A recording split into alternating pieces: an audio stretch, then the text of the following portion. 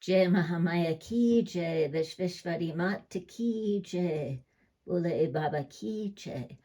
Our last discourse, we heard about the freeing of Sunashipa and the cursing of Harishchandra in the Mahapurana. So we'll move on now with chapter 18. Vedavyasa said, O king, once in a time Harishchandra went out to the forest on a hunting excursion, and while roaming to and fro, he saw a very beautiful lady was crying. The king, seeing this, took pity on her and asked, O fair one, why are you in this forest crying alone, O large-eyed one? Has someone pained you? O beautiful one, in this kingdom no demon can give any trouble to another lady. I will immediately kill him who has given you trouble. Hearing these words, the lady wiped away her tears by her hand and began to say, O king, I am Siddha Rupini, of the nature of success. To get me, Vishvamitra is practicing terrible austerities. So these troubles have arisen from him, the son of Kusika, O king. For this reason I am sorry in your kingdom. O one of good vows, I am a gentle woman. Still the Muni is giving me so much trouble. The king said, O large-eyed one, no longer will you have to suffer any more pain. Be patient. I will go and make that Muni desist from his tapasya.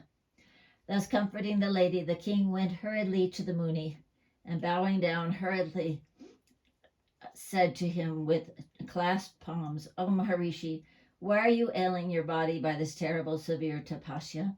O highly excellent one, for what great noble cause are you practicing this hard tapasya? Speak truly to me. I will fulfill your desires. There is no need of you practicing this severe penance. Please get out of it immediately. O Maharishi, you know everything, so what shall I say anything further? See, it ought not anyone to practice this extremely dreadful tapasya, causing troubles to the people within my territory. Thus prohibited by the king Harishchandra, the Muni became very angry at his heart and went towards his own hermitage. The king, too, went back to his palace. The Muni, on his arrival at his hermitage, began to cogitate in his mind, why has the king unjustly desisted me from my tapasya? And also he remembered the discussion that took place between him and the Vasista. Vishvamitra became very angry at his heart and ready to take the vengeance of this. He thought over many points and created a terrible demon of a dreadful appearance in the form of a boar and sent it to the territory of the king.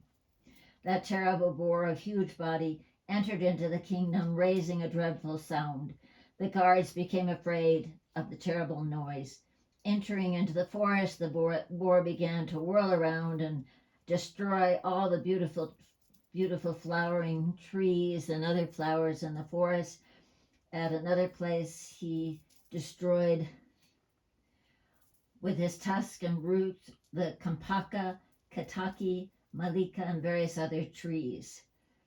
Thus, the people who were making garlands out of these flowers became very distressed and uttered uproars of consternation.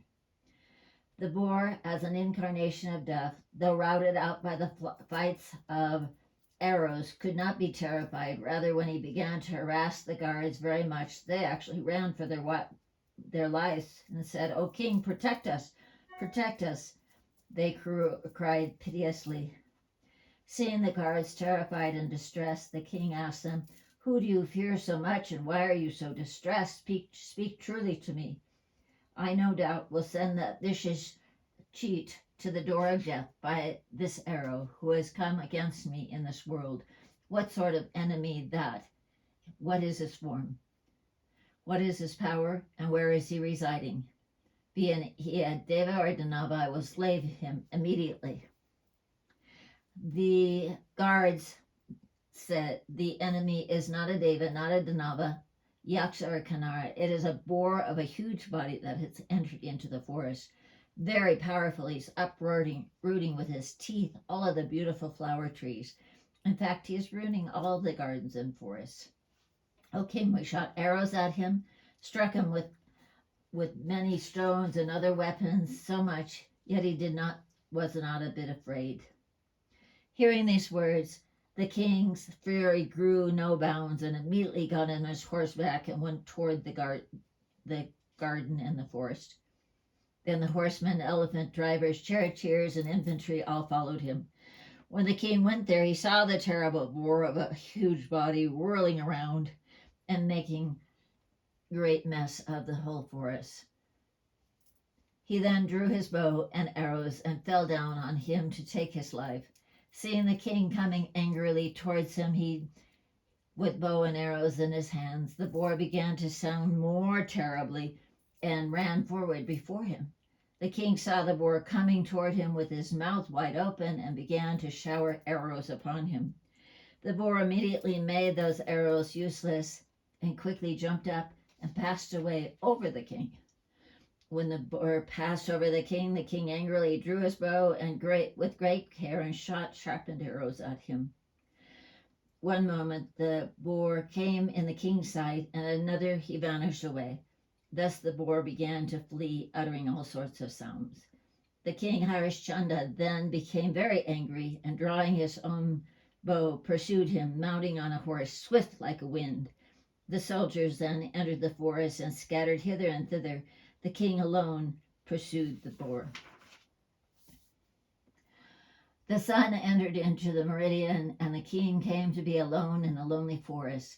His horse was fatigued, and he too was tired of hunger and thirst. The boar went out of sight. The king also missed his way in the dense jungle and became greatly absorbed with hunger and thirst. And with intense cares and anxieties, he then began to think, where shall I go now? There is none to help me in this forest, especially I don't know the right path. While he was thinking, he saw all of a sudden a river with clear water in the lovely forest. He became delighted, and he and his horse went to drink. He became much relieved by drinking, and though he was much bewildered not to find the right track, he wanted now to go to his own city. At this moment, Vishvamitra came out there in an old Brahmin form. The king, who looking at him bowed down at the Brahmin-garbed Vishvamitra, who then spoke to the king, O king, welfare to you. What have you come here for? O king, what object have you got in view in this lonely forest? Be calm and peaceful and speak everything to me.